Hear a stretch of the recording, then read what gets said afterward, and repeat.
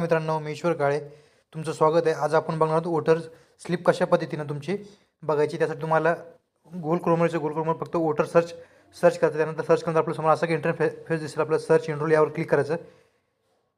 यावर क्लिक केल्यानंतर समोर आपल्याला असं काही इंटरफेस दिसलं. आपलं विवरणद्वारा खोज यावर क्लिक करायचं.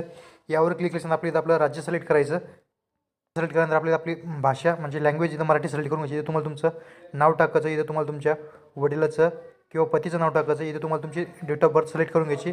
डेट ऑफ बर्थ नसेल तर एज सिलेक्ट करायची. नंतर आपलं स्त्री पुरुष आपलं जेंडर आपलं इथं सिलेक्ट करायचं.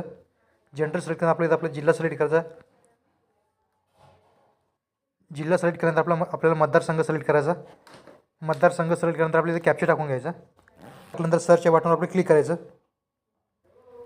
या अशा पद्धतीने तुम्हाला तुमची खाली मतदार स्लिप येऊन जाईल. त्यानंतर आपलं व्ह्यू डिटेल्स यावर क्लिक करायचं. व्ह्यू डिटेल्स इथे तुम्ही तुमची मतदार स्लिपची तुम्ही इथं प्रिंटसुद्धा घेऊ शकता. क्लिक करून